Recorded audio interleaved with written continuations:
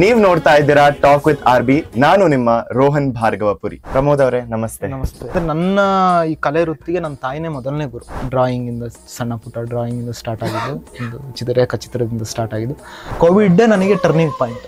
Like Sudeep ಅವ್ರದ್ದಾಗಿರ್ಲಿ, ಯಶ್ ಅವ್ರ ಮಗಳು ಐರಾದಾಗಿರ್ಲಿ, ರವಿ ಡಿ ಚೆನ್ನಣ್ಣನವರಾಗಿರ್ಲಿ, ದರ್ಶನ್ ಅವ್ರದ್ದಾಗಿರ್ಲಿ, ಅಲ್ಲಿಂದ ನಂದು ಜರ್ನಿ ಸ್ಟಾರ್ಟ್ ಆಯ್ತು. ಯಾವ ಒಂದು ಚಿತ್ರ ಅಥವಾ ಯಾವ ಒಂದು ಶಿಲ್ಪ ನೀವು ಮಾಡಿದನ್ನ ಯಾವುದು ನಿಮಗೆ ಟರ್ನಿಂಗ್ ಪಾಯಿಂಟ್ ಅನ್ಸುತ್ತೆ? ಶೃಂಗೇರಿ ಶಾರದಾಂಬೆ ಅಂದ್ರೆ ತುಂಬಾ ಇಷ್ಟ. ಅವಳನ್ನೇ ಒಂದು ರೂಪದಲ್ಲಿ, ಗೌರಿ ರೂಪದಲ್ಲಿ ನೋಡೋಣ ಅಂತ ಒಂದು ಮನಸ್ಸಿಗೆ ಬಂದು, ಅಲ್ಲಿಂದ ಒಂದು ದೇವಿ ವಿಗ್ರಹ ಮಾಡೋಣ.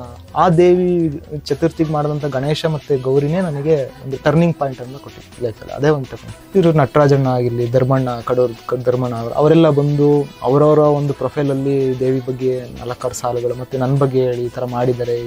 ವೆಂಕಟಾಚಲ ಓದಿದ್ರು, ಸಕ್ಕರೆಪಟ್ಟಣದ ವೆಂಕಟಾಚಲ ಓದಿದ್ರು. ಅವರು ನನಗೆ ಮಾನಸಿಕ ಗುರುಗಳು. ಅವರು ಪಾಸಿಟಿವ್ನೆಸ್ ಲೈಫಲ್ಲಿ ಎಲ್ಲ ಥರನೂ ಒಳ್ಳೆಯದಾಗಿ ಒಳ್ಳೆ ಕೆಲಸಗಳು ಬರಲಿಕ್ಕೆ ಸ್ಟಾರ್ಟ್ ಆಯಿತು. ವೆಂಕಟಾಚಲ ಅವಧೂತರು ಗುರು ಅಂತ ಸ್ವೀಕರಿಸಿದಾಗ ಅವರೊಂದು ಮಾರ್ಗದರ್ಶನ ಮಾಡಿದ್ರು. ಶೃಂಗೇರಿ ಗುರು ಪರಂಪರೆಯನ್ನ ಮಾರ್ಗದರ್ಶನ ಕೊಟ್ಟರು ಅವರು. ಐಸಿರಿ ಟುಡೆಯ ಎಲ್ಲ ವೀಕ್ಷಕರಿಗೂ ಸ್ವಾಗತ. ನೀವ್ ನೋಡ್ತಾ ಇದ್ದೀರಾ ಟಾಕ್ ವಿತ್ ಆರ್ ಬಿ. ನಾನು ನಿಮ್ಮ ರೋಹನ್ ಭಾರ್ಗವಪುರಿ. ಭಾರತದ ಸಮಾಜ, ಭಾರತೀಯತ್ವ, ಭಾರತದ ಸಂಸ್ಕೃತಿ ಮತ್ತು ಇಲ್ಲಿನ ಪರಂಪರೆಯನ್ನ ಉಳಿಸೋದು ನಮ್ಮೆಲ್ಲರ ಆದ್ಯ ಕರ್ತವ್ಯ. ಭಾರತದ ಒಂದು ಸತ್ವ, ಸಾತ್ವಿಕತೆ ಉಳಿದಿರುವುದು ನಮ್ಮ ಆಚಾರ, ವಿಚಾರ, ಕಲೆ, ಸಂಸ್ಕೃತಿ, ಜ್ಞಾನ, ಶಿಕ್ಷಣದಿಂದ. ಈ ಒಂದು ಕಲಾರಾಧನೆ, ಕಲೆಯ ಪೋಷಣೆ ಮತ್ತು ಕಲೆಯ ಒಂದು ಪ್ರಸ್ತುತತೆಯನ್ನ ನಮ್ಮ ಇವತ್ತಿನ ಜಗತ್ತಿನಲ್ಲಿ ಆದಷ್ಟು ಕಡಿಮೆ ಆಗ್ತಿರೋದನ್ನ ನಾವು ನೋಡ್ತಾ ಇದ್ದೀವಿ. ಈ ಒಂದು ಆಯಾಮದಲ್ಲಿ ನಮ್ಮ ಚಿಕ್ಕಮಗಳೂರಿನ ವಿಶೇಷವಾದ ಒಬ್ಬರು ಶಿಲ್ಪಿ ನಮ್ಮ ಜೊತೆ ಇವತ್ತು ನಮ್ಮ ಟಾಕ್ ವಿತ್ ಆರ್ ಬಿಯಲ್ಲಿ ವಿಶೇಷ ಅತಿಥಿಯಾಗಿ ಈ ಗೌರಿ ಗಣೇಶದ ಮಾಸದಲ್ಲಿ ನಮ್ಮ ಜೊತೆ ಇದ್ದಾರೆ. ನಮ್ಮ ಚಿಕ್ಕಮಗಳೂರಿನ ಶಿಲ್ಪಿ ರಾಷ್ಟ್ರ ಮಟ್ಟದಲ್ಲಿ ನಿಧಾನವಾಗಿ ತಮ್ಮ ಕಿರು ವಯಸ್ಸಿನಲ್ಲೇ ಹೆಸರು ಮತ್ತು ಪ್ರಖ್ಯಾತತೆಯನ್ನು ಪಡೆಯುತ್ತಿರುವಂತಹ ವಿಶೇಷ ವ್ಯಕ್ತಿತ್ವ ನಮ್ಮ ಟಾಕ್ ವಿತ್ ಆರ್ ಬಿಗೆ ಇವತ್ತಿದ್ದಾರೆ. ಹಾಗಿದ್ರೆ ಯಾಕೆ ತಡ, ಈ ಕಾರ್ಯಕ್ರಮಕ್ಕೆ ಪ್ರಮೋದ್ ಅವರನ್ನ ಸ್ವಾಗತಿಸೋಣ. ಪ್ರಮೋದ್ ಅವರೇ ನಮಸ್ತೆ. ನಮಸ್ತೆ. ಹೇಗಿದ್ದೀರಾ ಪ್ರಮೋದ್? ಚೆನ್ನಾಗಿದೆ, ನೀವು ಹೇಗಿದ್ದೀರಾ? ಆರಾಮಾಗಿದ್ದೇವೆ. ನಿಮ್ಮ ಒಂದು ಗೌರಿ ಪ್ರತಿಮೆ ಹಾಗೂ ಗಣೇಶನ ಪ್ರತಿಮೆ ಮುಂದೆ ನಾವಿವತ್ತು ಇದ್ದೀವಿ. ನೋಡಿದ್ರೆ ತಾಯಿ ಅಲ್ಲೇ ನಮಗೆ ಇಲ್ಲೇ ಕೂತಿರೋ ಅಂತ ಒಂದು ಭಾವ ನಮಗೆ ಬರ್ತಾ ಇದೆ. ಇವತ್ತು ನಿಮ್ಮ ಸಮಯನ ನಮ್ಮ ಟಾಕ್ ವಿತ್ ಆರ್ ಬಿ, ನಮ್ಮ ಐಸಿರಿ ಟುಡೆಗೆ ಒಂದು ವಿಶೇಷವಾದ ಸಂದೇಶವನ್ನು ಕೊಡೋಕೆ ನಮಗೆ ಸಹಕರಿಸಿದ್ದೀರಾ. ಮೊದಲಿಗೆ ಈ ಕಾರ್ಯಕ್ರಮಕ್ಕೆ ಸ್ವಾಗತ. Thank you. ನಿಮ್ಮ ಪರಿಚಯ ಎಷ್ಟೋ ಜನ ನಮ್ಮೂರಲ್ಲಿ, ನಮ್ಮ ಚಿಕ್ಕಮಗಳೂರಿನಿಂದ ಹೊರಗಡೆ ನಿಮ್ಮ ಪರಿಚಯ ತುಂಬಾ ಇದೆ. ಆದ್ರೆ ನಮ್ಮೂರಲ್ಲಿರೋ ಕೆಲವರಿಗೆ ಗೊತ್ತೇ ಇಲ್ಲ ನಿಮ್ಮ ಒಂದು ಪರಿಚಯ, ನಿಮ್ಮ ಹುಟ್ಟೂರು, ನಿಮ್ಮ ತಂದೆ ತಾಯಿ, ಅದ್ರ ಬಗ್ಗೆ ಒಂದು ನಿಮ್ಮ ಬಾಲ್ಯ, ಅದ್ರ ಬಗ್ಗೆ ಒಂದು ಪರಿಚಯ. ಅಂದ್ರೆ ತಂದೆ ಹೆಸರು ಕಲ್ಲೇಶ್ ಆಚಾರ್ಯ ಅಂತ, ತಾಯಿ ಪ್ರೇಮ ಅಂತ. ನಾವು ಅವರಿಗೆ 2 ಮಕ್ಕಳು, ನಾನು ಮತ್ತೆ ನನ್ನ ತಮ್ಮ ಯಶವಂತ್ ಅಂತ. ನಮ್ಮೂರು ಬಂದ್ಬಿಟ್ಟು ಕಡೂರು ತಾಲೂಕು ಚಿಕ್ಕಂಗಳ ಗ್ರಾಮ. ಕಡೂರಲ್ಲಿ ಚಿಕ್ಕಂಗಳ ಗ್ರಾಮ ಅಂದ್ರೆ ಕಡೂರಿಂದ ಒಂದು 5 ಕಿಲೋಮೀಟರ್ ಆಗುತ್ತೆ. ನಾನು ಹುಟ್ಟಿದ್ದು ಬೀರೂರು ಗೌರ್ಮೆಂಟ್ ಹಾಸ್ಪಿಟಲ್ ಅಲ್ಲಿ ಹುಟ್ಟಿದ್ದು. ಸೊ ಹಂಗಾಗಿ ನಾನು ಪ್ರೈಮರಿ ನಂದು ಮತ್ತೆ ಹೈಸ್ಕೂಲ್ ಎಲ್ಲ ನೇತಾಜಿ ಮಾಡಲ್ ಇಂಗ್ಲೀಷ್ ಸ್ಕೂಲ್ ಅಂತ ಅಲ್ಲಿ ಕಂಪ್ಲೀಟ್ ಮಾಡಿದೆ. ಮತ್ತೆ PUC ಮುಗಿಸಿದ ನಂತರ ನಾನು PUC ಕಡೂರಲ್ಲೇ ಮಾಡಿದ್ದೆ, ಗೌರ್ಮೆಂಟ್ ಜೂನಿಯರ್ ಕಾಲೇಜಲ್ಲಿ. ತದನಂತರ ಚಿಕ್ಕಮಗಳೂರಲ್ಲಿ ಡಿಪ್ಲೊಮಾ DSG ಡಿಪ್ಲೊಮಾದಲ್ಲಿ ಸಿವಿಲ್ ಮುಗಿಸಿ ಡಿಪ್ಲೊಮಾ ಇನ್ ಸಿವಿಲ್ ಮಾಡಿಕೊಂಡು ಬೆಂಗಳೂರಲ್ಲಿ ವರ್ಕ್ ಮಾಡ್ತಿದ್ದೆ. ತದನಂತರ ಈ ಫೀಲ್ಡಿಗೆ ಬಂದ್ರಿ. ಸೊ ನೀವು ಡಿಪ್ಲೊಮಾ ಮಾಡಿದ್ದೀರಾ, ನಿಮ್ ಸ್ಕೂಲು ಕಾಲೇಜು ಎಲ್ಲ ಮುಗಿಸಿದ್ರಿ. ಆದ್ರೆ ಈ ಒಂದು ಕಲೆ ಅಂದ್ರೆ ಶಿಲ್ಪಿ ಆಗ್ಬೇಕು ಅಂತ ನಿಮಗೆ ಯಾವಾಗ ಆಸಕ್ತಿ ಮನಸ್ಸಲ್ಲಿ ಬಂತು? ಆಸಕ್ತಿ ಅಂದ್ರೆ ನಂದು ಚಿಕ್ಕನಿಂದನೂ, ಯಾಕೆಂದ್ರೆ ನನ್ನ ಈ ಕಲೆ ವೃತ್ತಿಗೆ ನನ್ನ ತಾಯಿನೇ ಮೊದಲನೇ ಗುರು. ಸ್ವಲ್ಪ ಅವರು ರಂಗೋಲಿ ಮತ್ತೆ ಆರ್ಟ್ ಎಲ್ಲ ತುಂಬಾ ಚೆನ್ನಾಗಿ ಮಾಡ್ತಾರೆ ಅವರು. ಸೊ ಹಂಗಾಗಿ ಅವರಿಂದ ಸ್ಟಾರ್ಟ್ ಆಯ್ತು. ಒಂದು ಡ್ರಾಯಿಂಗ್ ಇಂದ, ಸಣ್ಣ ಪುಟ್ಟ ಡ್ರಾಯಿಂಗ್ ಇಂದ ಸ್ಟಾರ್ಟ್ ಆಗಿದ್ದು, ಒಂದು ರೇಖಾಚಿತ್ರದಿಂದ ಸ್ಟಾರ್ಟ್ ಆಗಿದ್ದು. ಅದ ನಂತರ ನಂದು ಇಂಟ್ರೆಸ್ಟ್ ಜಾಸ್ತಿ ಆಗ್ತಾ ಹೋಯ್ತು. ಸ್ಟಡೀಸ್ ಅಲ್ಲಿ ತುಂಬಾ ಕಡಿಮೆ. ನಾನು ಜಸ್ಟ್ ಪಾಸ್ ಕ್ಯಾಂಡಿಡೇಟ್. ಸ್ಕೂಲ್ಸ್ ಎಲ್ಲ ಆಗಿರ್ಲಿ, ಕಾಲೇಜ್ ಬ್ಯಾಕ್ ಬೆಂಚರ್ಗಿಂತ just pass candidate. Back benchers ತರ ಆ ತರ ಏನಿಲ್ಲ, ಜಸ್ಟ್ ಪಾಸ್. ಅವರೇ ಪುಷಪ್ ಮಾಡಿ ಪಾಸ್ ಮಾಡ್ಬೇಕಿತ್ತು, ಆ ಲೆಕ್ಕಾಚಾರ ಇದ್ದಂತ ವಿದ್ಯಾರ್ಥಿ ನಾನು. ಸೊ ಹಂಗಾಗಿ ಪ್ರೈಮರಿಲೂ ಹಾಗೆ ಆಯಿತು. ಜೊತೆಗೆ ನನಗೆ 70% ಆರ್ಟ್ ಕಡೆ ಇದ್ರೆ 30% ಮಾತ್ರ ಸ್ಟಡೀಸ್ ಕಡೆ ನನಗೆ ಒಲವೈತಿದ್ದು. ಸೊ ಹಂಗಾಗಿ ಅದು ಕಂಟಿನ್ಯೂಷನ್. ಪ್ರೈಮರಿಲೂ ಹಂಗೆ ಆಯಿತು, ಹೈಸ್ಕೂಲಲ್ಲೂ ಹಂಗೆ ಆಯಿತು, ಆಮೇಲೆ ಡಿಪ್ಲೊಮೋದಲ್ಲೂ ಕೂಡ ಹಂಗೆ ಆಯಿತು. ನಾನು ಒಬ್ಬ ಶಿಲ್ಪಿ ಆಗ್ತೀನಿ, ನಾನೊಂದು ಒಳ್ಳೆ ವರ್ಕ್ ಮಾಡ್ತೀನಿ, ಯಾವ ಥರನೂ ಎಕ್ಸ್ಪೆಕ್ಟೇಷನ್, ಏನಾದರೂ ಕಲಿಬೇಕು, ಹೊಸದಾಗಿ ಏನಾದರೂ ಮಾಡಬೇಕು ಅನ್ನೋದೊಂದು ಆ ಥರ ಮನಸ್ಸಲ್ಲಿ ಇದ್ದಿದ್ದು. ನಾನು ಡಿಪ್ಲೊಮಾ ಮುಗಿಸಿ ಬೆಂಗಳೂರಿಗೆ ಹೋದೆ. ಬೆಂಗಳೂರಲ್ಲಿ 2-3 ಜನ ಸೇಟ್ ಇಂಜಿನಿಯರ್ ಹತ್ರ ಸೈಟ್ ಇಂಜಿನಿಯರ್ ಆಗಿ ವರ್ಕ್ ಮಾಡಿದೆ, ಇಂಜಿನಿಯರ್ ಹತ್ರ ಸೈಟ್ ಇಂಜಿನಿಯರ್ ಆಗಿ ವರ್ಕ್ ಮಾಡಿದೆ. ತದನಂತರ ನಾನು ಯಾಕೋ ನನಗೆ ಕಂಫರ್ಟಬಲ್ ಆಗಲಿಲ್ಲ, ಯಾಕೆಂದರೆ ಸಿವಿಲ್ ಅಂದರೆ ತುಂಬ ಹೊರಗಡೆ ವರ್ಕ್ ಇರುತ್ತೆ, ಧೂಳು ಮಣ್ಣು, ಫೀಲ್ಡ್ ವರ್ಕ್ ಅದೆಲ್ಲ ಇರುತ್ತೆ. ಮೊದಲೇ ನಾವು ಸಾತ್ವಿಕರು, ಅಂಥದ್ರಲ್ಲೂ ಕೂಡ ಹೆವಿ ಕೆಲಸಗಳು ಆಗಲ್ಲ ನಮಗೆ. ಸೊ ಹಂಗಾಗಿ ನಾನು ಡಿಪ್ಲೊಮಾ ನನ್ನ ಸಿವಿಲ್ ಕಂಪ್ಲೀಟ್ಲಿ ಕ್ವಿಟ್ ಮಾಡಿಬಿಟ್ಟು ನಾನು ಏನಾದರೂ ಮಾಡಬೇಕು ಅಂತ ಬೆಂಗಳೂರಲ್ಲಿ ಅರೇನಾದಲ್ಲಿ ಫೋಟೋಶಾಪು ಮತ್ತು ಕೋರಲ್ ಡ್ರಾ ಮುಗಿಸ್ಕೊಂಡೆ. ಆಮೇಲೆ ಒಂದು ಮಾ ಪ್ರಿಂಟ್ಸ್ ಅನ್ನೋ ಒಂದು ಕಂಪ್ನಿಲಿ ಗ್ರಾಫಿಕಲ್ ಡಿಸೈನರ್ ಆಗಿ ವರ್ಕ್ ಮಾಡ್ತಿದ್ದೆ ನಾನು. 6 months ಆಯಿತು, ಕೋವಿಡ್ ಆಯಿತು. ಕೋವಿಡ್ ಆಗಿ ಊರಿಗೆ ಬಂದೆ. ಊರಿಗೆ ಬಂದಿದ್ದ ನನ್ನ ಹಾಬಿಯನ್ನೇ ವೃತ್ತಿಯಾಗಿ ಕನ್ವರ್ಟ್ ಮಾಡ್ಕೊಂಡೆ. ಕೋವಿಡ್ ನನಗೆ ಟರ್ನಿಂಗ್ ಪಾಯಿಂಟ್. ಸೊ ತಾಯಿಯೇ ಮೊದಲ ಗುರು ಅಂದ್ರಿ, ತಾಯಿಯ ಒಂದು ಪ್ರೇರಣೆ ಮತ್ತೆ ಸ್ಫೂರ್ತಿಯಿಂದ ನಂತರ ಈ ಒಂದು ಕೋವಿಡ್ ಎಷ್ಟೋ ಜನಕ್ಕೆ ಮಹಾಮಾರಿ ಅಂತಾರೆ, ಬಟ್ ನಿಮಗೆ ಒಂದು ಕಲೆಯ ಆರಾಧನೆಗೆ ಒಂದು ದಾರಿ ಮಾಡ್ಕೊಟ್ಟಂಗಾಯ್ತು. ಸೊ ಇಂಜಿನಿಯರಿಂಗ್ ಬಿಟ್ರಿ. ಆ ಟೈಮಲ್ಲಿ ನಿಮ್ಮ ಪೋಷಕರಾಗಿರ್ಲಿ ಅಥವಾ ನಿಮ್ಮ ಸಂಬಂಧಿಕರಾಗ್ಲಿ ಯಾಕಪ್ಪ ಇದೆಲ್ಲ ಬೇಕು, ಒಳ್ಳೆ ಕೆಲಸ ಇದೆ, ಇದು ಬೇಕಾ, ಹಾಗೆ ಅಂತ ವಿರೋಧಿಸಿಲ್ಲ, ಅಥವಾ ನಿಮ್ಮ ಪರಂಪರೆಯಲ್ಲಿ ನಿಮ್ಮ ಕುಟುಂಬದಲ್ಲಿ ನೀವೇ ಮೊದಲನೇ ತಲೆಮಾರು? ಹೌದೌದು, ನನ್ನ ಕುಟುಂಬದಲ್ಲಿ ನಾನೇ ಮೊದಲನೇ ಕಲೆ ತಲೆಮಾರು. ನಾವು ಡಿಪ್ಲೊಮಾ ಮುಗಿಸಿ ಮತ್ತೆ ಕಂಪ್ಲೀಟ್ಲಿ ನಮ್ಮದು ಎಜುಕೇಷನ್ನ ಕ್ವಿಟ್ ಮಾಡಿ, ಅಂದರೆ ಎಜುಕೇಷನ್ ಓದಿರೋದನ್ನ ಮತ್ತು ಕೆಲಸ ಮಾಡ್ತಿರೋದನ್ನೆಲ್ಲ ಕಂಪ್ಲೀಟ್ಲಿ ಕ್ವಿಟ್ ಮಾಡಿ ಈ ಬಂದಾಗ ತುಂಬ ಆಪೋಸಿತ್ತು. ಫ್ಯಾಮಿಲಿಯಲ್ಲೂ ಅಷ್ಟೇ, ಹೊರಗಡೆನೂ ಅಷ್ಟೇ, ರಿಲೇಷನಲ್ಲೂ ಅಷ್ಟೇ ಯಾರಷ್ಟು ರೆಸ್ಪೆಕ್ಟ್ ಕೊಡ್ತಿರಲಿಲ್ಲ ಇನಿಷಿಯಲ್. ಇವಾಗ ಸ್ವಲ್ಪ ಚೆನ್ನಾಗಿ ವರ್ಕ್ ಮಾಡೋದ್ರಿಂದ, ಒಳ್ಳೆಯ ಕೆಲಸಗಳನ್ನು ಮಾಡೋದ್ರಿಂದ ಇವಾಗ ಸ್ವಲ್ಪ ಗುರುತಿಸಿ ಮಾತಾಡ್ತಾರೆ. ಇನಿಷಿಯಲ್ ಸ್ಟೇಜ್ ತುಂಬ ಕ್ರಿಟಿಕಲ್ ಇತ್ತು ನಂದು ಕೂಡ. ಹೋಗ್ತಾ ಹೋಗ್ತಾ ಹೋಗ್ತಾ ಹೋಗ್ತಾ ಸುಧಾರಣೆ ಆಯಿತು. ಸೊ ಕೋವಿಡ್ ಅಲ್ಲಿ ನೀವು ಶುರು ಮಾಡಿದ್ರಿ ಅಂದ್ರಿ. ಸೊ ನಿಮ್ಮ ಮೊದಲನೇ ಚಿತ್ರ, ಮೊದಲನೇ ಕಲೆ, ಮೊದಲನೇ ಪ್ರದರ್ಶನ, ಅದ್ರ ಬಗ್ಗೆ ಏನಾದ್ರು ಅಂದ್ರೆ ಹೇಗೆ ಶುರು ಮಾಡಿದ್ರಿ, ಎಷ್ಟು ಟೈಮ್ ತಗೊಂಡ್ರಿ ಅದ್ರ ಬಗ್ಗೆ? ಕೋವಿಡಲ್ಲಿ ಏನಾಯಿತು ಅಂದರೆ ನಾನು ಊರಿಗೆ ಬಂದೆ. ಊರಿಗೆ ಬಂದವಾಗ ಮಾರ್ಚಲ್ಲಿ ಕೋವಿಡ್ ಆಯಿತು. ನಿಮಗೆ ಎಲ್ಲ ಕಡೆನೂ ಬೆಂಗಳೂರಲ್ಲಿ ಎಲ್ಲ ಕಂಪ್ನಿಗಳನ್ನು ಜನಗಳೆಲ್ಲ ಕಂಪ್ಲೀಟ್ಲಿ ಎಂಪ್ಲಾಯೀಸ್ ಕ್ವಾರಂಟೈನ್ ಆಗಿಬಿಟ್ರು, ಮನೆಯಲ್ಲೇ ಇರೋ ಥರ ಪರಿಸ್ಥಿತಿ ಬಂತು. ಅವಾಗ ಸ್ವಲ್ಪ ಡ್ರಾಯಿಂಗ್ಸ್ ಮತ್ತು ಅವಾಗಿದ್ದು ಸೆಲೆಬ್ರಿಟಿಗಳದ್ದು ಡ್ರಾಯಿಂಗ್ಸ್ ಎಲ್ಲ ಮಾಡಿಬಿಟ್ಟು ಅಲ್ಲಿಂದ ನನ್ನ ಜರ್ನಿ ಸ್ಟಾರ್ಟ್ ಆಗಿದ್ದು. ಸುದೀಪ್ ಅವ್ರದ್ದಾಗಿರಲಿ, ಯಶ್ ಅವ್ರ ಮಗಳು ಐರಾದಾಗಿರಲಿ, ರವಿ ಡಿ ಚನ್ನಣ್ಣನವರಾಗಿರಲಿ, ದರ್ಶನ್ ಅವ್ರದ್ದಾಗಿರಲಿ, ಅಲ್ಲಿಂದ ನಂದು ಜರ್ನಿ ಸ್ಟಾರ್ಟ್ ಆಯಿತು. ಒಂದು ಸ್ವಲ್ಪ ಸೆಲೆಬ್ರಿಟೀಸ್ ಮಾಡಿದ್ರೆ ಎಲ್ಲೋ ನನ್ನ ಕಡೆ ಅವ್ರ ಫ್ಯಾನ್ಸ್ ಫಾಲೋಯಿಂಗ್ ಆಗಿರಲಿ ಮತ್ತು ಫ್ಯಾನ್ಸ್ ಪೇಜಸ್ಗಳಾಗಿರಲಿ ಎಲ್ಲೊಂದು ಕಡೆ ರೀಚ್ ಆಗುತ್ತೆ, ನಾನೊಬ್ಬ ಕಲಾವಿದ ಅಂತ ಗುರುತಿಸ್ಕೋಬೋದು ಅನ್ನೋ ಒಂದು ಮೈಂಡ್ ಸೆಟ್ಟಿಂದ ಅಲ್ಲಿಂದ ನನ್ನ ಜರ್ನಿ ಸ್ಟಾರ್ಟ್ ಆಯಿತು. ಸಾಮಾಜಿಕ ಜಾಲತಾಣದಲ್ಲಿ ನೀವು ಮಾಡಿರುವಂತಹ ಪ್ರದರ್ಶನ ಅಥವಾ ಚಿತ್ರಕಲೆ, ಈಗ ನೀವು ಹೇಳಿದ್ರಿ ಸೆಲೆಬ್ರಿಟೀಸ್ಗೆಲ್ಲ ರೀಚ್ ಆದ್ರಿ ಅಂತ, ಯಾವ ಒಂದು ಚಿತ್ರ ಅಥವಾ ಯಾವ ಒಂದು ಕಲೆ ಅಂದ್ರೆ ಶಿಲ್ಪ ನೀವು ಮಾಡಿದನ್ನ ಯಾವುದು ನಿಮಗೆ ಟರ್ನಿಂಗ್ ಪಾಯಿಂಟ್ ಅನಿಸ್ತು? ಅಂದ್ರೆ ಇವತ್ತು ನನ್ನನ್ನ ಗುರುತಿಸ್ತಾರೆ, ಇದ್ರಿಂದ ನಂಗೊಂದು ಟರ್ನಿಂಗ್ ಪಾಯಿಂಟ್ ಆಯ್ತು ಪ್ರಮೋದ್ ಅಂತ ರಾಜ್ಯದಲ್ಲಿ? ನಾನು ಕೋವಿಡಲ್ಲಿ ಊರಿಗೆ ಬಂದೆ. ಸೆಕೆಂಡ್ ಕೋವಿಡಲ್ಲಿ ಕಂಪ್ಲೀಟ್ಲಿ ಊರಿಗೆ ಬಂದೆ. ನಾನು ಊರಿಗೆ ಬಂದ ನಂತರ ಗಣೇಶ ಚತುರ್ಥಿ ನಂದು ಇದ್ದಿತ್ತು. ಹೇಗೋ ಒಂದು ಕಲ್ತಿದ್ನಲ್ಲ, ಈಗ ಒಂದು ಅಲ್ಪ ಸ್ವಲ್ಪ ಮಾಡೋದೇನೋದು ಕಲ್ತಿದ್ದೆ ನಾನು. ಸೊ ಹಂಗಾಗಿ ನಾನು ಏನು ಮಾಡಿದೆ, ಗಣೇಶ ಚತುರ್ಥಿನೇ ಒಂದು ಕಾನ್ಸೆಪ್ಟ್ ಮಾಡಿಕೊಂಡು, ನನಗೆ ಆ್ಯಕ್ಚುಲಿ ನನ್ನ ದೇವಿ ಅಂದರೆ ನನಗೆ ತುಂಬ ಇಷ್ಟ. ಶೃಂಗೇರಿ ಶಾರದಾಂಬೆ ಅಂದರೆ ತುಂಬ ಇಷ್ಟ. ಅವಳನ್ನೇ ಒಂದು ರೂಪದಲ್ಲಿ, ಗೌರಿ ರೂಪದಲ್ಲಿ ನೋಡೋಣ ಅಂತ ಒಂದು ಮನಸ್ಸಿಗೆ ಬಂದು ಅಲ್ಲಿಂದ ಒಂದು ದೇವಿ ವಿಗ್ರಹ ಮಾಡೋಣ. ಆ ದೇವಿ ಚತುರ್ಥಿಗೆ ಮಾಡಿದಂಥ ಗಣೇಶ ಮತ್ತು ಗೌರಿನೇ ನನಗೆ ಒಂದು ಟರ್ನಿಂಗ್ ಪಾಯಿಂಟ್ ಅಂತ ಕೊಟ್ಟಿದ್ದು ಲೈಫಲ್ಲಿ. ಅದೇ ಒಂದು ಟರ್ನಿಂಗ್. ಸೊ ಹಾಗಾಗಿ ಆ ಒಂದು ಕಲೆ ಅಲ್ಲಿಂದ ನೀವು ಇದನ್ನೆಲ್ಲ ಮಾಡ್ತಾ ಬಂದ್ರಿ. ಯಾರ್ಯಾರು ಮುಖ್ಯ ಕಾರಣ, ಆ ತಿರುವು ನೀವು ಏನು ಇಷ್ಟೊತ್ತು ಎಕ್ಸ್ಪ್ಲೇನ್ ಮಾಡಿದ್ರಿ, ಅಲ್ಲಿ ನಿಮಗೆ ಒಂದು ಸಪೋರ್ಟ್ ಆಗಿ ನಿಂತಿದ್ದಂಥ ಕೆಲವರು ಪರಿಚಯ ನಮ್ಮ ವೀಕ್ಷಕರಿಗೆ ಮಾಡುವ? ನಾನು ದೇವಿ ಮಾಡಬೇಕು, ಗೌರಿ ಮಾಡಬೇಕು, ಗಣೇಶನ್ ಮಾಡಬೇಕು ಅಂತ ಅಂದ್ಕೊಂಡಾಗ ನನಗೆ ವಿತೌಟ್ ಅಂದರೆ ಯಾವುದೋ ಒಂದು ರೂಪ ಮಾಡಬೇಕು ಅಂದ್ಕೊಂಡಾಗ ನನಗೆ ರೆಫರೆನ್ಸ್ ಬೇಕಿತ್ತು. ಅಂದರೆ ಬ್ಲೈಂಡಾಗಿ ಯಾವುದನ್ನು ಏನೋ ಕೈ ಆಗಿರಲಿ, ಕಾಲಾಗಿರಲಿ, ಹಾವ ಭಾವ ಆಗಿರಲಿ, ಒಂದು ಸೌಂದರ್ಯ ಆಗಿರಲಿ, ಬ್ಲೈಂಡಾಗಿ ಮಾಡೋಕ್ಕೆ ಇಷ್ಟ ಇರಲಿಲ್ಲ. ನನಗೊಬ್ಬರು ಅಕ್ಕ ಪರಿಚಯ ಇದ್ದರು. ಅವರಿಗೆ ಒಂದು ದೇವಿ ಡ್ರೆಸ್ ಹಾಕ್ಸಿ ಕೂರಿಸಿ ಅವ್ರ ಫ್ರೆಂಡ್ ಮುಖಾಂತರ ಅವ್ರ ಬಾಡಿ ಮೆಜರ್ಮೆಂಟ್ ಎಲ್ಲ ತಗೊಂಡು ಮಾಡಿ, ಮತ್ತು ಗಣೇಶನ ಅಷ್ಟೇ. ನನ್ನ ಫ್ರೆಂಡ್ ಸಚಿನ್ ಅಂತ ಇದ್ದಾನೆ, ಅಲ್ಲಿ ಅವನ ಅಕ್ಕನ ಮಗಳನ್ನ ಕೂರಿಸಿ ಅವಳದು ಕೈ, ಕಾಲು ಮತ್ತು ಹೊಟ್ಟೆ ಕಂಪ್ಲೀಟ್ ಒಂದು ಮಗುವಿಂದು ಇದನ್ನ ತಗೊಂಡು ಮೆಜರ್ಮೆಂಟ್ ತಗೊಂಡು ಬಾಡಿನ ಆ ಸೈಜಿಗೆ ಗಣೇಶನ್ ಮಾಡಿ, ಮತ್ತೆ ಅಕ್ಕಂದು ಅನಾಟಮಿ ಮೆಜರ್ಮೆಂಟ್ ಏನು ತಗೊಂಡಿದೆ ಅವ್ರ ಸೈಜಿಗೆ ದೇವಿ ಮಾಡಿ, ಒಂದು ಬ್ಲೈಂಡ್ ಆಗಿ ಮಾಡೋದು ಬೇಡ. ಏನೋ ಒಂದು ವಿಗ್ರಹ ಆಗಲಿ ಅದಕ್ಕೆ ಅಂತ ಒಂದು ಮೆಜರ್ಮೆಂಟ್ ಇರುತ್ತೆ, ಅಳತೆ ಪ್ರಮಾಣಗಳಿರುತ್ತೆ, ಅದು ಮಿಸ್ ಆಗೋದು ಬೇಡ ಅಂತ ನಾನು ಅವ್ರದ್ದು ಮೆಜರ್ಮೆಂಟ್ ತಗೊಂಡು ಆ ಸೈಜಿಗೆ ಗಣೇಶ ಮತ್ತೆ ಗೌರಿನ ಮಾಡಿದ್ದು. ಸೊ ನೀವು ದೇವಿ ಒಂದು ಆಕಾರನ ನೀವು ಒಂದು ಮಾಡೆಲ್ ಆಗಿ ತೆಕ್ಕೊಂಡು ಒಂದು ನೈಜ ಮಗು ಆಗಿರ್ಲಿ, ಒಂದು ಹೆಣ್ಣಾಗಿರ್ಲಿ, ಅಕ್ಕ ಹೇಳಿದ್ರಿ. ಸೊ ಆ ಒಂದು ತೆಕ್ಕೊಂಡು ನೀವು ಮಾಡಿದ್ರಿ, ಅದು ವೈರಲ್ ಆಗ್ಬಿಡ್ತು ತುಂಬಾ. ಎಷ್ಟೋ ಕಡೆ ನಾವು ಫೇಸ್ಬುಕ್, ಇನ್ಸ್ಟಾ, ಯೂಟ್ಯೂಬ್ ಎಲ್ಲಾ ಕಡೆ ವೈರಲ್ ಆಯ್ತು. ಅದಕ್ಕೆ ಮೂಲಭೂತವಾಗಿ ಕಾರಣಾಂತರಗಳಾದ ಕೆಲವು ವ್ಯಕ್ತಿಗಳು ನೀವು ನನ್ನನ್ನ ಆಫ್ ದ ಕ್ಯಾಮ್ರಾ ಹೇಳ್ತಾ ಇದ್ರಿ ಇಂತಿಂತವ್ರು, ಅವ್ರದ್ದೊಂದು ಪರಿಚಯ ಮಾಡಕ್ಕ. ಅವ್ರದ್ದು ಏನಂದ್ರೆ, ನಾನು ಸೆಲೆಬ್ರಿಟಿಗಳನ್ನ ಡ್ರಾಯಿಂಗ್ ಮಾಡಿ ಅವರಿಗೆ ಕೊಟ್ಟು ಮತ್ತೆ ಅವರಿಂದ ಏನಾದ್ರು ಪ್ರಶಂಸೆ, ಅವರಿಂದ ಏನಾದ್ರು ರಿಯಾಕ್ಷನ್ ಅಂತ ಬಂದವಾಗ, ಕಡೂರಲ್ಲೂ ಸ್ವಲ್ಪ ಜನ ಫಿಲಮ್ ಇಂಡಸ್ಟ್ರಿಯಲ್ಲಿ ಇರೋವಂಥವ್ರು ಇದ್ದಾರೆ.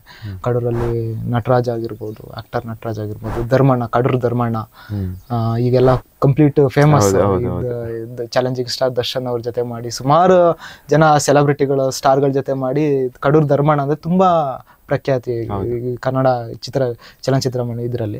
ಸೊ ಹಂಗಾಗಿ ಇನಿಷಿಯಲ್ ಸ್ಟೇಜು ದೇವಿಯನ್ನು ಮಾಡಿದಾಗ, ದೇವಿ ಮಾಡಿ 3 ದಿನಕ್ಕೆ ಬಾಲು ಮಚ್ಚೇರಿ ಅಂತ ಪತ್ರಿಕಾ ವರದಿಗಾರರು ಅವ್ರು ಬಂದು ಫೇಸ್ಬುಕ್ ಅಲ್ಲಿ, ಅವ್ರಿಗೆ ತುಂಬಾ ಒಳ್ಳೆ ಇದಿದೆ, ಫ್ಯಾನ್ಸ್ ಫಾಲೋಯಿಂಗ್ ಆಗಿರ್ಲಿ, ಮತ್ತೆ ಫ್ರೆಂಡ್ಸ್ ಸರ್ಕಲ್ ತುಂಬಾ ಇದೆ.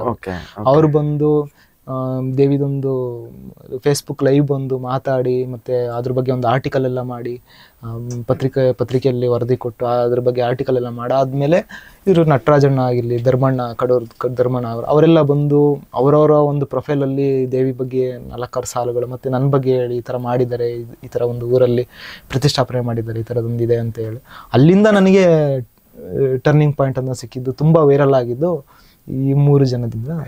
ಅದ್ಭುತ ಅದ್ಭುತ. ಅಂದ್ರೆ ನೀವು ಮಾಡ್ತಿರೋ ಒಂದು ಕಲೆಯ ಆರಾಧನೆ ಅನ್ಬೋದು. ಅದಕ್ಕೆ ಕಲಾವಿದ್ರೆ ಒಂದು ಸಪೋರ್ಟ್ ಆಗಿ, ಕಲಾ ತಂಡನೇ ಒಂದು ಸಪೋರ್ಟ್ ಆಗಿ ನಿಂತಿದ್ರು. ಪ್ರಮೋದ್ ಅವರೇ, ನಾವು ನಿಮ್ಮ ಮನೆಗೆ ಈ ದೇವಿನ ನೋಡೋಕೆ, ದರ್ಶನ ಮಾಡೋಕೆ ಬಂದಾಗ ನಮ್ಮ ಟೀಮೇ ಒಂದು ಅಬ್ಸರ್ವ್ ಮಾಡ್ತು ವೀಕ್ಷಕರೇ. ಏನಂದ್ರೆ, ನಿಮ್ಮ ಸುತ್ತ ಒಂದು ಸ್ಪಿರಿಚುವಲ್ ಔರಾ ಇದೆ, ನಿಮ್ಮ ಫೇಸಲ್ಲೂ ಆ ಒಂದು ಪ್ರಕಾಶಮಾನವಾದ ಒಂದು ವೈಬ್ರೇಷನ್ಸ್ ಇದೆ. ಸೊ ಸ್ಪಿರಿಚುಯಾಲಿಟಿ ಜೊತೆಗೆ ಸಂಸ್ಕೃತಿ, ಕಲೆ, ಈ ಆರಾಧನೆ, ಇದಕ್ಕೆ ನೀವು ಒಂದು ಕಲಾ ಸೇವೆಯಾಗಿ ಇಲ್ದಿದ್ದೀರಾ. ಅದ್ರ ಹಿಂದೆ ಏನಾದ್ರೂ ಸ್ಪಿರಿಚುವಲ್ ಗುರು ಅಥವಾ ಆ ಒಂದು ಇದ್ದಾರೆ, ತುಂಬಾ ಇದೆ. ಅದು ನಾನೇನಂದ್ರೆ 2020ರಲ್ಲಿ ಊರಲ್ಲಿ ಕೂತವಾಗ ನನಗೆ ಒಂದು ಪರ್ಟಿಕ್ಯುಲರ್ ಒಂದು ಪರ್ಸನ್ ಇಂದ ನನಗೊಂದು ಆರ್ಡರ್ ಬಂತು. ಏನಂದ್ರೆ, ಒಬ್ರದ್ದು ಗುರುಗಳದ್ದು ಸ್ಕೆಚ್ ಮಾಡಿ ಕೊಡಬೇಕು, ಒಬ್ರದ್ದೊಂದು ಪೋರ್ಟ್ರೇಟ್ ವರ್ಕ್. ಪೋರ್ಟ್ರೇಟ್ ಅಂತ ಹೇಳುವಾಗ ಅವರು ಹೇಳಿದ್ರು, ಒಂದು ಫೋಟೋ ಕೊಟ್ಬಿಟ್ಟು, ಇವ್ರದ್ದೊಂದು ನನ್ನ ಸ್ಕೆಚ್ ಬೇಕು ಅಂತ ಹೇಳಿದ್ರು. ನಾನು ಇದು ಯಾವ ಗುರುಗಳು ಈ ತರ ಇದೆ. ನಾನು ಗುರುಗಳು ಅಂದ್ರೆ ಕಲ್ಪನೆನೇ ಬೇರೆ, ಕಾವಿ ಹಾಕೊಂಡಿರ್ತಾರೆ, ಮಠದ ಪೀಠಾಧಿಪತಿಗಳು ಹೇಗಿರ್ತಾರೆ ಆ ತರ. ಇವ್ರು ಯಾರು ಏನು ಅಂತ ಕೇಳಿದ್ರೆ, ಅವರು ಅವಧೂತರು. ನನಗೆ ಅಲ್ಲಿಂದ ಒಂದ್ ಸ್ವಲ್ಪ ಅವಧೂತ ಅನ್ನೋದೊಂದು ಶಬ್ದದ ಒಂದ್ ಸ್ವಲ್ಪ ಒಲವಾಯ್ತು, ಅವಧೂತ ಪರಂಪರೆ ಬಗ್ಗೆ, ದತ್ತಾತ್ರೇಯರ ಪರಂಪರೆ. ಆದ್ರೆ ಅದು ನೋಡಿದ್ರೆ ವೆಂಕಟಾಚಲ ಅವಧೂತರು, ಸಕ್ಕರೆಪಟ್ಟಣದ ವೆಂಕಟಾಚಲ ಅವಧೂತರು, ಅವರು ನನಗೆ ಮಾನಸಿಕ ಗುರುಗಳು. ಅವರು ನನಗೆ ಅದ್ರ ಬಗ್ಗೆ ಅವ್ರ ಬಗ್ಗೆನೂ ಗೊತ್ತಿರ್ಲಿಲ್ಲ. ಅವರು ಸಕ್ಕರೆಪಟ್ಟಣದವರು ಅಂತಾನೂ ಗೊತ್ತಿರ್ಲಿಲ್ಲ. ಸಕ್ಕರೆಪಟ್ಟಣದಲ್ಲಿ ಇಂಥ ಮಹಾನ್ ವ್ಯಕ್ತಿ ಇದ್ದಾರೆ, ಒಂದು ಅವಧೂತರು ಇದೆ, ದತ್ತಾತ್ರೇಯ ಪರಂಪರೆನೇ ಇದೆ ಅಂತ ನನಗೆ ಗೊತ್ತಿರ್ಲಿಲ್ಲ. ಆ ಒಂದು ಆರ್ಡ್ರಿಂದ ನನಗೆ ಗೊತ್ತಾಯ್ತು. ನಾನು ಇಲ್ಲೇ ಊರಲ್ಲೇ ಇದ್ದೀನಿ, ನಮ್ಮೂರಿಂದ 18 ಕಿಲೋಮೀಟರ್ ಅಷ್ಟೇ ಸಕ್ಕರೆಪಟ್ಟಣದವರು. ಏಕೆ ಹೋಗಿ ನೋಡಬಾರ್ದು, ನೋಡ್ಬೇಕು ಅಂತ ಒಂದು ಹಂಬಲ ಹುಡ್ತು. ಅವ್ರನ್ನ ನೋಡ್ಬೇಕು, ಆ ವೇದಿಕೆಗೆ ಹೋಗ್ಬೇಕು. ಯಾಕೆಂದ್ರೆ ಅವ್ರು ಭೌತಿಕವಾಗಿಲ್ಲ, ಅವ್ರದೊಂದು ಸಮಾಧಿ ಇದೆ. ಅಂದ್ರೆ ಸಮಾಧಿ ಮೀನ್ಸ್ ವೇದಿಕೆ ಇದೆ. ಅಲ್ಲಿ ಹೋದವಾಗ ಸ್ವಲ್ಪ ಅಲ್ಲಿಂದ ಒಂದು ನನಗೆ ಪಾಸಿಟಿವ್ ವೈಬ್ರೇಷನ್, ಅಂದ್ರೆ ಪಾಸಿಟಿವ್ನೆಸ್ ಲೈಫಲ್ಲಿ ಎಲ್ಲಾ ತರನು ಒಳ್ಳೆದಾಗಿ ಒಳ್ಳೆ ಕೆಲಸಗಳು ಬರಲಿಕ್ಕೆ ಸ್ಟಾರ್ಟ್ ಆಯ್ತು. ಹಾಗಾಗಿ ನನಗೆ ಅವರೊಂದು ಬೆನ್ನಿಂದೆ ನಿಂತಿದ್ರು. ಮತ್ತೆ ತದನಂತರ ಅವರ ಆಶೀರ್ವಾದ ಆಗಿರ್ಬೋದು, ಅವರೊಂದು ಅವರೊಂದು ಕೃಪೆ ಆಗಿರ್ಬೋದು, ಮತ್ತೆ ಅಲ್ಲಿ ಸಿಗುವಂತ ಒಂದು ವೈಬ್ರೇಷನ್, ನನಗೆ ಏನಾದ್ರು ಮಾಡೋಣ ಲೈಫಲ್ಲಿ. ಯಾಕೆಂದ್ರೆ ಗುರು ಅನ್ನೋರು ಸಿಕ್ಬಿಟ್ಟಿದ್ದಾರೆ ಬೆನ್ನಿಂದೆ. ಯಾಕೆಂದ್ರೆ ಯಾರೇ ಒಬ್ಬ ಸಾಧಕ ವ್ಯಕ್ತಿ ವೃತ್ತಿ ಆಗಿರ್ಲಿ, ಮತ್ತೆ ಒಂದು ಸ್ಪಿರಿಚುವಲ್ ಆಗಿರ್ಲಿ, ಒಂದು ಗುರು ಅನ್ನೋರು ಬೇಕು. ಸೊ ಹಂಗಾಗಿ ಗುರು ಅನ್ನೋರು ಸಿಕ್ಕಿದ್ದಾರೆ, ಏನಾದ್ರು ಮಾಡೋಣ ಅಂತ ಚತುರ್ಥಿ ಅನ್ನೋದೊಂದು ಕಾನ್ಸೆಪ್ಟ್ ತಗೊಂಡು, ಆಗ ದೇವಿ ಗೌರಿ ಗಣಪತಿ ಹಬ್ಬಕ್ಕೆ ಗೌರಿ ಮತ್ತೆ ಗಣಪತಿನ ವಿಗ್ರಹನ ಮಾಡಿದ್ದು. ಅಲ್ಲಿಂದ ಜರ್ನಿ ಸ್ಟಾರ್ಟ್ ಆಯ್ತು. ಮತ್ತೆ ಈ ಶೃಂಗೇರಿ, ನೀವು ಕೇಳಿದ್ರಿ ಶೃಂಗೇರಿ ಪರಂಪರೆ ಹೇಗೆ, ಈ ಶೃಂಗೇರಿ ಸಿಕ್ಕಿದೆ. ವೆಂಕಟಾಚಲ ಅವಧೂತರು ನಮ್ಮ ಮೊದ್ಲಿಂದನೂ ಚಿಕ್ಕನಿಂದನೂ ಶೃಂಗೇರಿ ಶಾರದಾಂಬೆ ಅಂದ್ರೆ ನನಗೆ ಪಂಚಪ್ರಾಣ. ಏನೇ ಕೊಟ್ಟು ಏನೇ ಮಾಡಿದ್ರು ಕೂಡ, ನೀವು ನೋಡ್ತಿರ್ಬೋದು, ಗೌರಿ ಆಗಿರ್ಲಿ, ಗಣಪತಿ ಆಗಿರ್ಲಿ, ನಾನು ಏನೇ ಮಾಡಿದ್ರು ಕೂಡ ಅವಳ ಸ್ವರೂಪನೇ ಅಂತಾನೆ ನಾನು ಅನ್ಕೊಂಡೇ ಮಾಡೋದು. ನಾನು ಯಾವುದೇ ಗೌರಿ ಆಗಿರಲಿ, ದುರ್ಗಿ ಆಗಿರಲಿ, ಲಕ್ಷ್ಮಿ ಆಗಿರಲಿ, ಈವನ್ ಆಂಜನೇಯನ ವಿಗ್ರಹ ಆಗಿರಲಿ, ಯಾವುದಾದ್ರು ಒಂದು ಗುರುಗಳ ವಿಗ್ರಹ ಆಗಿರಲಿ, ಶಿವ ಆಗಿರಲಿ, ಪಾರ್ವತಿ, ನಾನು ಅವಳ ಸ್ವರೂಪನೇ, ಅವಳೇ ಇದ್ದಾಳೆ ಅಂತ ಅನ್ಕೊಂಡೇ ನಾನು ಯಾವುದೇ ವರ್ಕ್ ಅದು ಇವತ್ತು ಕೂಡ ನಾನು ಅವಳನ್ನ ಮನಸ್ಸಲ್ಲಿ ಇಟ್ಕೊಂಡೆ ನಾನು ಪ್ರತಿಯೊಂದು ಕಾರ್ಯಕ್ರಮವನ್ನು ಮಾಡೋದು. ಈ ವೆಂಕಟಾಚಲ ಅವಧೂತರು ಪ್ರತಿದಿನ ಶೃಂಗೇರಿಗೆ ಭಿಕ್ಷಾ ಕಳಿಸ್ತಿದ್ರು. ಭಿಕ್ಷಾ ಅಂದ್ರೆ ಪ್ರತಿದಿನ ಗುರುನಾಥರ ಮನೆಯಿಂದ ಪ್ರತಿದಿನ ಭಿಕ್ಷಾ ಹೋಗೋದಂತೆ ಶೃಂಗೇರಿಗೆ.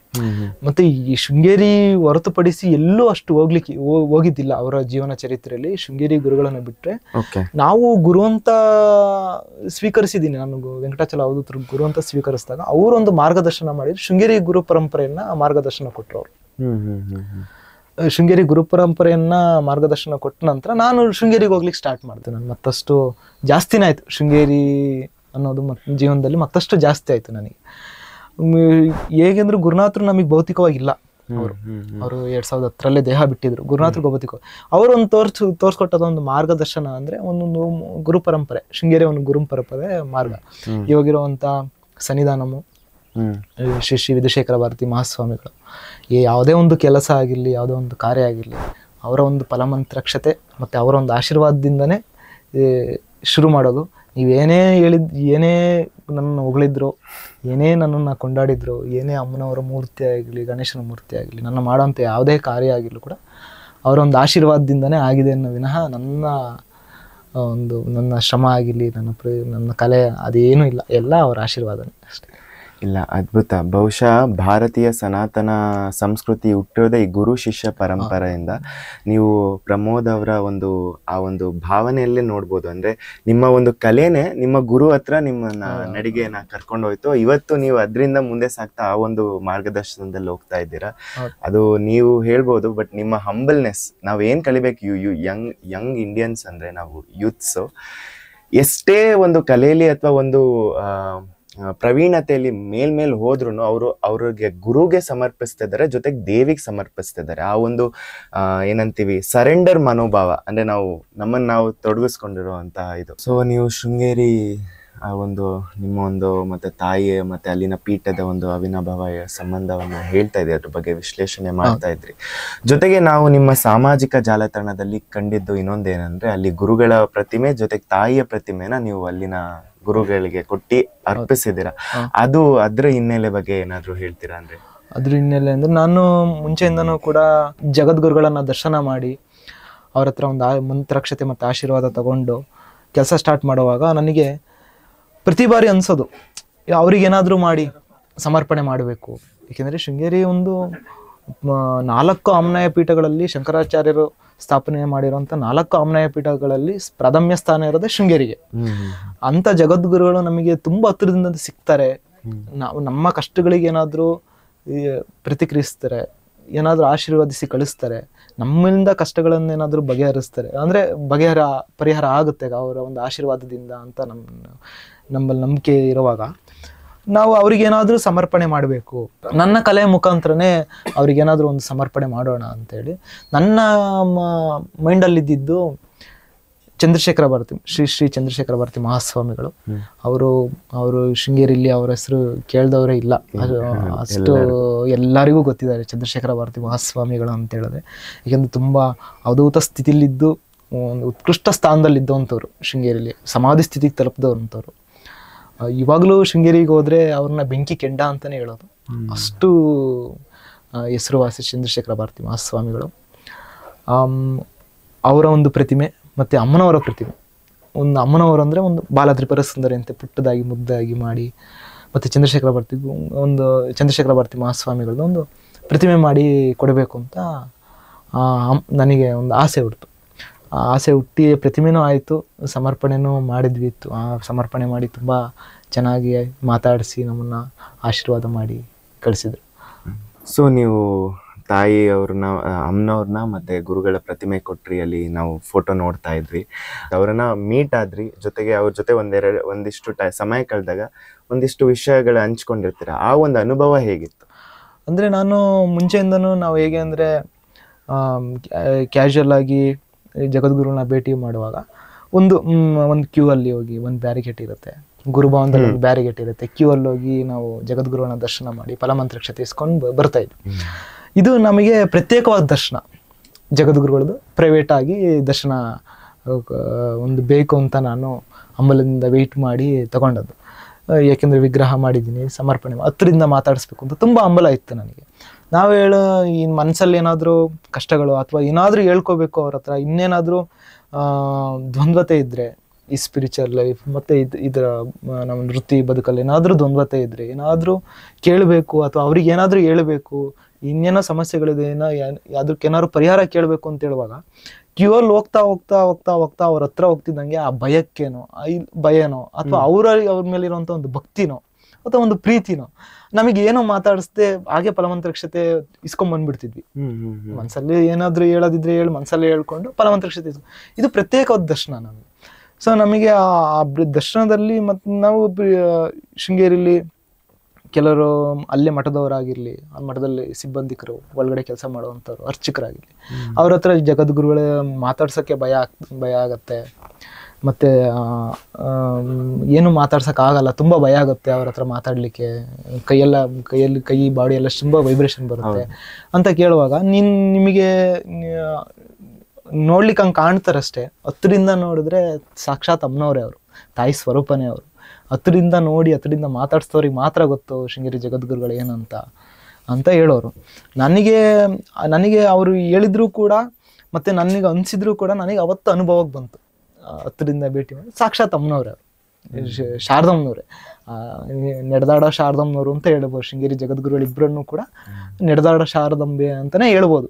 ಯಾಕೆಂದರೆ ಅವರು ಒಂದು ಮಾತಾಡ್ಸೋ ಒಂದು ರೀತಿ ಆಗಿರಲಿ. ಮತ್ತು ನಾನು ಚಂದ್ರಶೇಖರ ಭಾರತಿಗಳು ಒಂದು 2 ಅಡಿ ವಿಗ್ರಹ ತಗೊಂಡೋಗಿದ್ರು. ಅವರು ತಗೊಂಡೋಗಿ ಎದುರುಗಡೆ ಚಂದ್ರಶೇಖರ ಭಾರತಿಗಳು ಎದುರುಗಡೆ ಇಟ್ಟಾಗ ನನ್ನನ್ನು ಪುಟ್ಟ ಅಂತ ಮಾತಾಡ್ಸಿದ್ರು. ಅದನ್ನು ನನಗೆ ತುಂಬ ಖುಷಿ, ಯಾಕೆಂದ್ರೆ ಆ ಥರ ಪುಟ್ಟ ಮಗ ಅಂತ ಮಾತಾಡ್ಸೋ ತಾಯಿನೇ ಅಲ್ವಾ. ಸೊ ಹಂಗಾಗಿ ಪುಟ್ಟ ಅಂತ ಮಾತಾಡ್ಸಿದ್ರೆ ಆ ಕ್ಷಣ ನಾನು ಜಗದ್ಗುರುನ ಒಂದು ಭಯನೇ ಹೋಗಿ ಒಂದು ತಾಯಿ ಹತ್ರ ಮಾತಾಡ್ತಿದ್ದೀನಿ, ಅಷ್ಟು ನಿರಾಳ ಮನಸ್ಥಿತಿ ಆಯ್ತು ನನಗೆ ಆ ಟೈಮ್. ಚಂದ್ರಶೇಖರ ಭಾರತಿಗಳನ್ನ ವಿಗ್ರಹ ತಗೊಂಡೋಗಿ ಎದುರುಗಡೆ ಇಟ್ಟಾಗ ಅವರ ಇದನ್ನ ಗಡ್ಡ ಎಲ್ಲ ಸವರಿ, ಮೈಯೆಲ್ಲ ಸವರಿ, ತುಂಬಾ ಚೆನ್ನಾಗಿ ಮಾಡಿದ್ಯಪ್ಪ ಅಂತ ಹೇಳಿ ಅನುಗ್ರಹ ಮಾಡಿ ಕಳಿಸಿದ್ರು. ಅವ್ರು ಮಾತಾಡಿಸೋಂಥ ರೀತಿ ಆಗಿರ್ಬೋದು, ಮತ್ತು ಅವರು ನಮಗೆ ಕೊಡುವಂಥ ಒಂದು ಸ್ಪಂದನೆ ಆಗಿರ್ಬೋದು, ಎಲ್ಲ ಅಮ್ಮನವರೇ. ಅಲ್ಲಿಂದ ನನಗೆ ಇನ್ನಷ್ಟು ಗುರುಗಳ ಮೇಲೆ ಭಕ್ತಿ ಆಗಿರಲಿ, ಅದೊಂದು ಪ್ರೀತಿ ಆಗಿರಲಿ, ಉತ್ಸಾಹ ಅಲ್ಲಿಂದ ಇನ್ನಷ್ಟು ಜಾಸ್ತಿ ಆಯಿತು ಶೃಂಗೇರಿ ಜಗದ್ಗುರುಗಳು. ಬಹುಶಃ ನೀವು ಹೇಳ್ಬೇಕಾದ್ರೆ ಗೊತ್ತಾಗುತ್ತೆ ಅವರೆಷ್ಟು ಭಕ್ತಿ ಭಾವದಿಂದ ಸಮರ್ಪಿತರಾಗಿ ನೀವು ಗುರುಗಳಿಗೆ ಒಂದು ಅಮ್ಮನವರ ರೂಪವನ್ನ ನೋಡಿ, ಆ ಒಂದು ನಿಮ್ಮ ಮಾತಲ್ಲೇ ಗೊತ್ತಾಗಿದೆ, ನಿಮ್ಮ ಕಣ್ಣಲ್ಲಿ ಬಹುಶಃ ಕ್ಯಾಮ್ರಾದಲ್ಲಿ ಕವರ್ ಆಗಿದೆಯೋ ಇಲ್ವೋ, ಆ ಕಣ್ಣಲ್ಲಿ ಆ ಭಕ್ತಿ ಭಾವ ಲಹರಿ ಅಲ್ಲೇ ಕಾಣ್ತಾ ಇದೆ. ಸೊ ಹಾಗಾಗಿ ಅಮ್ಮನವರ ಆಶೀರ್ವಾದದಿಂದ ನೀವು ಇವತ್ತು ನಿಮ್ಮ ಕಲೆನ ರಾಜ್ಯದೆಲ್ಲೆಡೆ, ದೇಶದೆಲ್ಲೆಡೆ, ಮುಂದೆ ವಿದೇಶದಲ್ಲೂ ನೀವು ಪಸರಿಸ್ಲಿ, ನಮ್ಮ ಕೀರ್ತಿ ಆಗ್ಲಿ ನೀವು ಅಂತ ನಾವು ಬಯಸ್ತೀವಿ. ಸೊ ಅದ್ರ ಜೊತೆಗೆ ನೀವು ಇದು ಮಣ್ಣಿನಿಂದ ಮಾಡಿರುವಂತ ಪ್ರತಿಮೆಗಳು, ಇದು ಮಣ್ಣಿನ ಜೊತೆಗೆ ನೀವು ಕಲ್ಲಿನ ಕೆತ್ತನೆ ಬಗ್ಗೆನೂ ಆಸಕ್ತಿ ತುಂಬಾ ಮಾಡಿದ್ರಿ ಅಂತ ಗೊತ್ತಾಯ್ತು. ಸೊ ಆ ಒಂದು ಕಲ್ಲಿನ ಕೆತ್ತನೆ ಯಾಕೆ ಮಾಡ್ಬೇಕನ್ಸ್ತು, ಅಥವಾ ಅದಕ್ಕೆ ಅಂದ್ರೆ ನನಗೆ ಯಾವುದೇ ಒಂದು ಕೆಲಸಗಳನ್ನಾಗಿರ್ಲಿ, ಯಾವುದೋ ಒಂದು ದೇವರ ಮೂರ್ತಿಗಳನ್ನಾಗಿರ್ಲಿ, ನಂದು ಮೀಡಿಯಾ ಬಂದ್ಬಿಟ್ಟು ಮಣ್ಣು, ನಾನು ಕಲ್ತಿದ್ದೆಲ್ಲ ಮಣ್ಣಲ್ಲಿ. ಸೊ ಮಣ್ಣಲ್ಲಿ ಏನ್ ವಿಶೇಷ ಮಣ್ಣು, ಅದಕ್ಕೆ ಏನಾರ ಆಡ್ ಮಾಡ್ತೀರಾ? ಇಲ್ಲ, ಮಣ್ಣಲ್ಲಿ ಏನು ವಿಶೇಷ ಏನಿಲ್ಲ, ಕೆರೆ ಮಣ್ಣು, ಜೇಡಿ ಮಣ್ಣು ಅಷ್ಟೇ. ಜೇಡಿ ಮಣ್ಣು ನಾವು ಅದಕ್ಕೊಂದ್ ಸ್ವಲ್ಪ ಜಿಗಟಿ ಬರ್ಲಿ ಅಂತ ಉತ್ತದ ಮಣ್ಣನ್ನ ಸ್ವಲ್ಪ ಆಡ್ ಮಾಡ್ಕೊಂತೀವಿ. ಅದು ಬಿಟ್ರೆ ಸ್ವಲ್ಪ ಸ್ಟ್ರೆಂತ್ ಆಗಿ ನಿಲ್ಬೇಕು ಅಂತ ಹತ್ತಿ ಹಾಕೆಲ್ಲ ಅದ ಮಾಡ್ಕೊಂತೀವಿ. ಹತ್ತಿ ಮತ್ತೆ ತೆಂಗಿನ ನಾರೆಲ್ಲ ಹಾಕಿ ಅದ ಮಾಡ್ಕೋತೀವಿ. ಅಷ್ಟು ಬಿಟ್ರೆ ಕಂಪ್ಲೀಟ್ಲಿ ನ್ಯಾಚುರಲ್ ಜೇಡಿ ಮಣ್ಣು. ಜೊತೆಗೆ ಈಗ ಅಮ್ಮನವ್ರದ್ದು ಮತ್ತೆ ಇಲ್ಲಿನ ವಿಗ್ರಹದೆಲ್ಲ ಮಾತಾಡ್ತಾ ಬಂದ್ವಿ. ಎಷ್ಟೋ ಜನಕ್ಕೆ ಗೊತ್ತಿಲ್ಲ, ಇವತ್ತು ಒಂದು ವಿಶೇಷವಾದ ಸುದ್ದಿ ಅಥವಾ ಒಂದು ಸೀಕ್ರೆಟ್ ಅಂದ್ರೆ, ನಮ್ಮ ಅಯೋಧ್ಯ ಧಾಮ ಅಂದ್ರೆ ಬಾಲರಾಮನನ್ನ ಇಡೀ ವಿಶ್ವಕ್ಕೆ ಕೆತ್ತಿ ತೋರಿಸಿ ಒಂದು ಭಾರತದ ಸಾಂಸ್ಕೃತಿಕ ಪುನರುತ್ಥಾನದಲ್ಲಿ ವಿಶೇಷ ಪಾತ್ರ ಹೊತ್ತ ನಮ್ಮ ಕರ್ನಾಟಕದ ಶಿಲ್ಪಿ ಅರುಣ್ ಯೋಗಿರಾಜ್ ಅವರ ಜೊತೆಗೆ ಅವರ ಶಿಷ್ಯರಾಗಿ ನಮ್ಮ ಪ್ರಮೋದ್ ಅವರು ಕೆಲಸ ಮಾಡ್ತಿದ್ದಾರೆ. ಅರುಣ್ ಯೋಗಿರಾಜ್ ಅವರ ಒಂದು ಸಂಪರ್ಕ, ಅವರ ಒಂದು ಶಿಷ್ಯರಾಗಿ ನೀವು ಕೆಲಸ ಮಾಡ್ತಾ ಕಲ್ಲಿನ ಕೆತ್ತನೆಯಲ್ಲಿ ನೀವು ವಿಶೇಷವಾಗಿ ನಿಮ್ಮ ಆಸಕ್ತಿಯನ್ನ ಬೆಳೆಸ್ಕೊಂತ ಈಗ ಪ್ರಸ್ತುತವಾಗಿ ಕೆಲಸ ಮಾಡ್ತಾ ಇದ್ದೀರಾ ಮೈಸೂರಲ್ಲಿ. ಹಾಗಾಗಿ ಅರುಣ್ ಯೋಗಿರಾಜ್ ಮತ್ತು ಅವರ ಒಂದು ಕಲೆ, ಶಿಲ್ಪಕಲೆ ಮತ್ತು ಕಲ್ಲಿನ ಕೆತ್ತನೆ ಬಗ್ಗೆ ನಿಮ್ಮ ಅನಿಸಿಕೆಗಳು? ನನಗೆ ಅರುಣ್ ಯೋಗಿರಾಜ್ ಅವರು ಅನ್ನೋದಕ್ಕಿಂತ ಅರುಣಣ್ಣ ಅಂತಲೇ ಮಾತಾಡಿಸಿ ಅಭ್ಯಾಸ. ಕಳೆದ ಒಂದು 2019ರಿಂದನೂ ನನಗೆ ಅರುಣಣ್ಣ ಗೊತ್ತು. 2019ರಿಂದನೂ ನನಗೆ ಅರುಣಣ್ಣ ಗೊತ್ತು. ಅವರು ಹೇಗೆ ಅಂದರೆ ಈ ಸಾಮಾಜಿಕ ಜಾಲತಾಣದಲ್ಲಿ ಇಂದು ಇನ್ಸ್ಟಾಗ್ರಾಮಿಂದ ನೋಡಿ ನಾವು ಮಣ್ಣಲ್ಲಿ ಮಾಡೋ ಅಂಥದ್ದನ್ನ ಅವರು ಕಲ್ಲಲ್ಲಿ ಮಾಡೋರು. ನಾವು ಹೇಗೆ ಈ ತಾಯಿ ಮುಖನಾಗಿರ್ಲಿ, ಗಣೇಶನಾಗಿರ್ಲಿ, ಅದು ಮಣ್ಣಲ್ಲಿ ಮಾಡೋವಂಥದ್ದು ಕಲ್ಲಲ್ಲಿ ಮಾಡೋರು. ನನಗೆ ಅವಾಗಲೇ ಆಶ್ಚರ್ಯ, ನಾವು ಮಣ್ಣಲ್ಲೇ ಮಾಡ್ಲಿಕ್ಕೆ ಅಷ್ಟು ಒದ್ದಾಡ್ತೀವಿ. ಯಾಕೆಂದರೆ ನಮ್ಮಲ್ಲಿ ಪ್ಲಸ್ ಆರ್ ಮೈನಸ್ ಆಪ್ಷನ್ಸ್ ಇರುತ್ತೆ, ತೆಗಿಬೋದು ಮತ್ತೆ ಆ್ಯಡ್ ಮಾಡ್ಬೋದು, ಮತ್ತೆ ಏನಾದ್ರು ಬೇಕಂದ್ರೆ ಮೈನಸ್ ಮಾಡ್ಬೋದು, ಟೂ ಸೌಂಡ್ ಕೆರಿಬೋದು, ಮತ್ತೆ ಇನ್ನೂ ಅವಶ್ಯಕತೆ ಇದ್ರೆ ಮತ್ತೆ ಹಾಕ್ಬೋದು. ಕಲ್ಲಲ್ಲಿ ಹಂಗಲ್ಲ, ಒಂದೇ ಆಪ್ಷನ್ಸ್. ಮೈನಸ್ ಆದರೆ ಮುಗೀತದು, ಒಂದ್ಸಲ ಕಲ್ಲು ಹೋದ್ರೆ.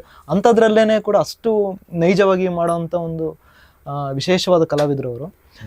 19ರಿಂದನೇ ಗೊತ್ತು. ಆವಾಗ ಅವರಿಗೆ ಅವಾಗಿನ್ನು ನಾನು ಅವರಿಗೆ ಇನ್ಸ್ಟಾಗ್ರಾಮಲ್ಲಿ ಫಾಲೋ ಮಾಡುವಾಗ 2823 ಜನ ಫಾಲೋವರ್ಸ್ ಅಷ್ಟೇ ಇದ್ದಿದ್ದ ಅವರಿಗೆ. ಆಮೇಲೆ ಅವಾಗಲೇ ಅವ್ರ ನಂಬರೆಲ್ಲ ಕಲೆಕ್ಟ್ ಮಾಡಿಕೊಂಡು ಮೆಸೇಜೆಲ್ಲ ಮಾಡಿ ಆವಾಗಲೇ ನಮಗೆ ತುಂಬ ಸಪೋರ್ಟ್ ಮಾಡೋರು. ಹಂಗೆ ಮಾಡಿ, ಈ ಥರ ಮಾಡಿ, ಹಾಗೆ ಹೀಗೆ ಅಂತ. ತದನಂತರ ಆವಾಗಲೇ ಹೇಳಿದರು ನನಗೆ, ನಿಮಗೆ ಹ್ಯಾಂಡ್ಲಿಂಗ್ ಚೆನ್ನಾಗಿದೆ, ಡಿಟೇಲಿಂಗ್ ಹೋಗ್ತಾ ಇದ್ದೀರಾ ಮಣ್ಣಲ್ಲಿ, ಇವಾಗಲೇ ಮೀಡಿಯಾ ಬದಲಾಯಿಸ್ಕೊಳ್ಳಿ, ಮೆಟಲಿಗೆ ಬನ್ನಿ ಅಥವಾ ವುಡ್ಡಿಗೆ ಬನ್ನಿ ಅಥವಾ ಸ್ಟೋನಿಗೆ ಬನ್ನಿ ಅಂತ ಹೇಳೋರು. ಸೊ ನನಗೆ ಏನಂದರೆ, ನಾನು ಈ ಕಲೆ ಜೊತೆಗೆ ಎಜುಕೇಷನ್ನು ನಾನು ಕಂಟಿನ್ಯೂ ಮಾಡ್ತಾ ಇದ್ದೆ. ನಾನು bachelor of visual arts complete ಆಗಿದೆ, BBA ಕಂಪ್ಲೀಟ್ ಆಗಿದೆ. ಸೊ ಹಂಗಾಗಿ ನಾನು ವರ್ಕ್ ಮಾಡ್ಕೊತಾನೆ ನಾನು ಎಜುಕೇಷನ್ನ ಕಂಪ್ಲೀಟ್ ಮಾಡ್ಕೊಂಡೆ ನಾನು.